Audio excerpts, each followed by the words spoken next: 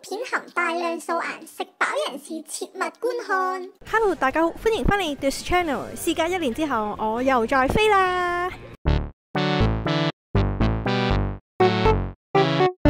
咁1年前嘅同一日啊，我自己一個人嚟到呢一個 Pearson 機場，就係飛去日本同屋企人去旅行。1年後嘅同一日，我自己一個再次嚟到 Pearson 嘅機場，就係去飛 Calgary 去出差啊。咁講一講啦，今次咧去 Calgary 咧係去 Cross Arrow Mill 嗰度開鋪頭。咁 Cross Arrow Mill 咧，我睇地圖咧，佢就係喺一個 Middle in Nowhere 嘅地方嚟嘅，都算係一個 Outlet Mall 咁樣樣嘅，就類似 War Mills 咁嘅感覺啦。咁今次咧亦都係第一次搭飛機出差，之前出差咧都係 road trip 嘅形式去啦。咁今次 Calgary 之旅咧就會比之前 Waterloo 啊或者係 London 咧係再耐少少嘅，我會 stay 大概2個禮拜度。咁今次咧係嚟咗呢一個 NSO team 之後第一次獨立去孭一個 project 啦，所以今次咧唔會見到 Blair 㗎啦，咁就只係得我一個嘅啫。因為唔知係咪因為搭內陸機嘅關係啦，咁所以咧我行到去 boarding pass 嘅閘口嘅前面咧，佢係閘住咗，要等航班開45分鐘前先至會開閘俾你哋嘅，咁所以我依家咧就求其喺個地方度坐低咗啦。由多倫多飛去 Calgary 咧大概5個鐘頭到啦，因為多倫多同 Calgary 亦都有2個鐘頭嘅時差，咁所以我過到去嗰邊咧，其實係會變成咗當地嘅11點幾。去到睇下攰唔攰，再同大家開箱下我嘅酒店。咁我哋 Calgary 見。臨上機之前，俾地勤嗌咗去櫃台幫我升呢到去頭位啊，直頭啊可以望埋去機長室添啊！除咗闊落啲啦，可以見到機長室啦，仲包咗一餐夜晚添啊！經過5個鐘頭嘅飛機，我終於到 Calgary 啦。咁然後跟住我身後邊呢，就已經係等行李嘅地方啦。但係唔知係咪因為國內機定係純粹 Calgary 嘅設計呢？好奇怪。咁正常機場係拎完行李跟住先至會出閘離開機場，去搭 shuttle 之類。我後邊呢度呢，就係拎行李嘅位啦。咁然之後，跟住再後邊呢，出邊呢，其實就已經係搭巴士離開機場噶咯，即係唔係一定係搭飛機嘅人，即係譬如外面嘅人都可以就咁入嚟呢個拎行李嘅位置。咁即係代表乜嘢啊？代表就係可能會有人入嚟偷你嘅行李咯，而你係追唔到嘅咯，因為佢後邊就已經係搭車走人啦。所以呢個機場嘅設計有啲奇葩。咁因為咧太夜啦，咁所以我等完行李呢，可能直接call 架 Uber 去酒店，咁然之後再同大家開箱咁啦。A few moments later. Hello 大家，咁我已經嚟咗酒店 check in 咗，攞咗房啦。咁依家嘅時間呢係 Calgary 時間1點鐘，其實都已經好攰啦。咁呢一間酒店呢，上網睇呢，雖然係2星級酒店啦，咁但係望上去嘅配套呢都唔差喎。帶大家睇一睇我間房先。咁首先一入門口位呢，咁就有個位置俾我掛衫啦。咁然後跟住呢，就係個廁所啊。咁廁所望上去呢，都幾整潔嘅，亦都唔會話好臭啊咁之類。咁然後呢，門口呢一個玄關位呢係超級大嘅，咁其實佢都間開咗，就係有地氈界轉，咁所以呢，我都放我對鞋喺嗰邊啦。然之後跟住呢，就換着拖鞋。咁一入嚟呢，前面呢個位呢，就幾好，呢個架呢，就啱啱好凸凹陷呢，可以放行李箱啊，咁就唔使一定要擺落地下咁攣氣啦，又壓住晒啲位啦。咁然後呢邊就係台啦，咁佢房間入邊呢都有添置咖啡機噶啦，咁但係其實佢樓下都有免費早餐供應，咁所以呢，我都應該會飲樓下嘅咖啡，唔會飲呢個咖啡噶啦。咁然後跟住呢，床呢就兩張床，咁雖然呢，我哋係自己一個人嚟嘅，咁但係呢，都有2床房，可能價錢差唔多啩。唔關夜唔夜玩食嘢，本身出邊呢都冇乜風景睇，咁所以呢，唔睇風景。呢邊呢都仲有另一個大衣櫃嘅，台嘅下邊呢就有雪櫃啦，仲有微波爐㗎，之後仲有一部我唔會睇嘅大電視啦。咁基本嘅酒店房開箱呢就係咁樣啦。咁我依家呢都要快啲去梳洗休息，因為聽日呢就要一早起身去 Cross Arrow Mill 嗰度睇下鋪頭裝修成點，咁順便呢就試埋樓下個早餐。咁我哋聽朝見啦。The next day. 咁呢一間酒店咧就包埋早餐，咁雖然款式上面咧就唔算話好多，亦都唔會日日變變更，但係勝在咧就一定夠食得飽。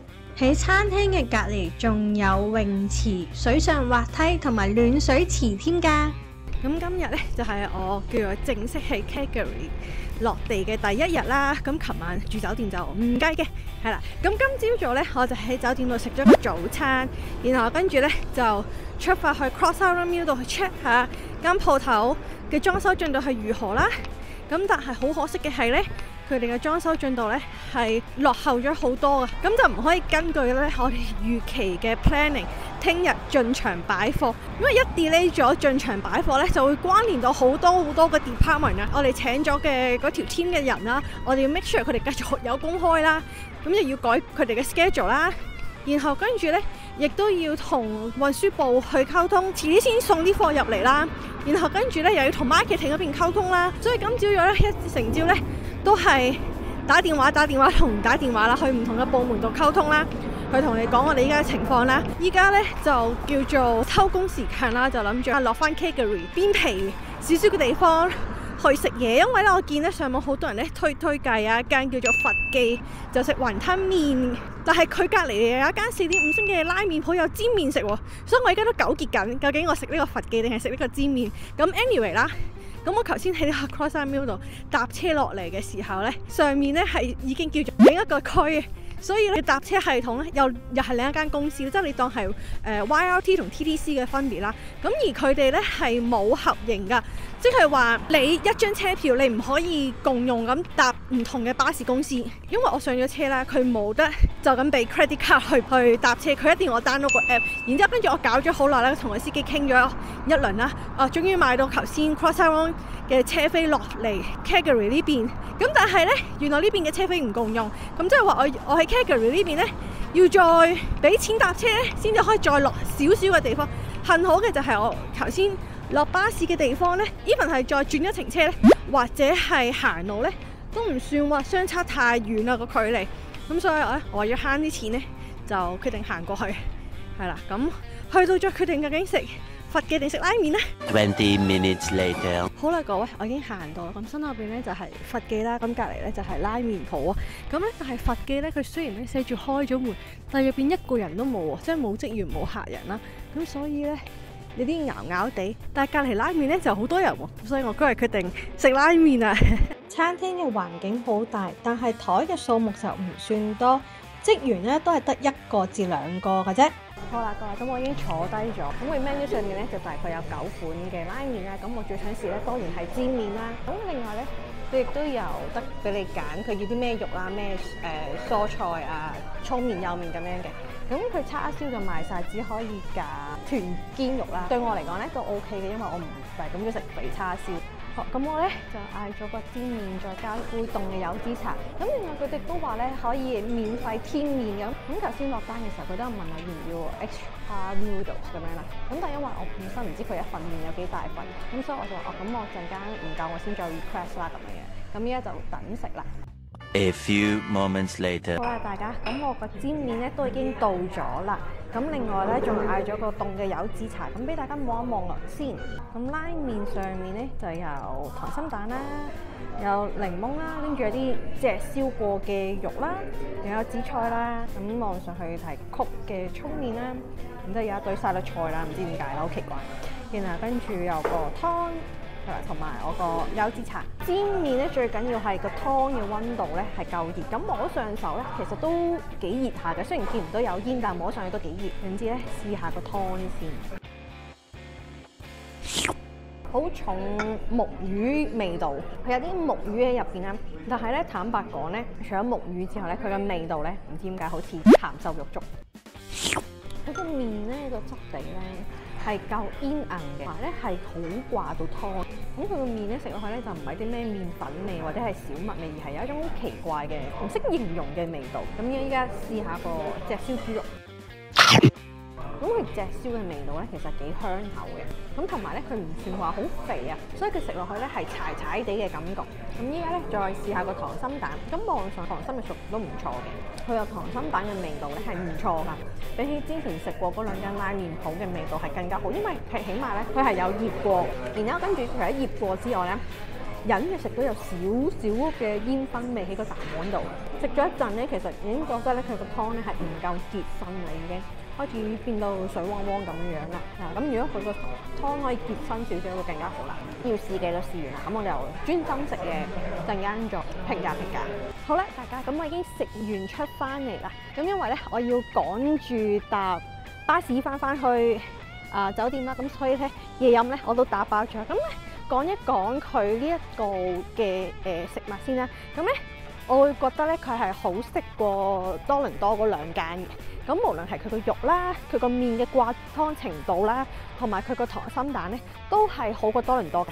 咁而且咧，佢呢度咧亦都話可以免費係添麵咧。我覺得呢個服務一定好過多倫多先啦，係咪？雖然咧我最後咧係冇叫到添麵嘅，即係頭先嗰個份量咧對我嚟講咧係啱啱好嘅。但係呢一個位置咧就真係好隔涉啊！大家如果過嚟真係你租架車或者你有朋友喺呢度有車你過嚟食會好啲嘅，因為真係好唔就腳呢個位，同埋佢附近呢度咧都有好多唔同嘅餐廳嘅，咁所以你如果唔想食拉麵咧，咁你都可以試下佢呢度附近其他餐廳嘅，就係咁啦。咁我依家就翻酒店，聽日見。Day 2 Hello， 大家歡迎翻嚟 This Channel 啊！咁今日咧就係我正式喺 Calgary 落地嘅第二日。咁因為琴日啦去咗 Crossrail Mill 度睇嗰間新店裝修咧，係仲未完成㗎，咁所以咧我哋嘅計劃 delay 咗啦。咁今日咧就去咗公司喺 Chinook Centre 嘅分店度翻工，酒店距離呢一個 Chinook Centre 咧都好遠好遠。咁我本身今日晏晝開會啦，咁所以咧我去到4點鐘先至食我嘅晏晝飯啦。咁所以當我6點幾嘅時候仲未肚餓啊，咁但係咧我又唔想繼續喺出邊嘔咁耐先翻嚟，咁但係翻到嚟咧又冇嘢食喎，咁所以我唯有咧就喺 Chinook Centre 買咗啲外賣翻嚟。咁我買咗嘅呢一間外賣咧係叫天天點心啊，淨係買得一個燒賣。咁另外咧就嗌咗炸豬扒、個辣沙醬，咁佢亦都有一個老火湯餸嘅。咁呢一個咧就係我嘅好頹嘅晚餐啦。試咗燒賣先啦。咁雖然話係外賣咧，咁但係佢都有配辣椒油同埋豉油俾我嘅。咁就先試咗個原味先啦。佢味道咧有啲似係急凍點心嘅嗰種味，就冇豬油香啦，都冇蝦嘅香味或者係冬菇嘅香味。佢個皮咧都幾散下㗎，因為我一咬咧，其實佢呢個黃色嘅皮咧已經開始甩地啦，唔算話好好食咯。咁而家試下辣椒油會唔會加分啊？佢就有一種死辣嘅感覺，但係一啲都唔香嘅。咁我而家咧就試下個湯。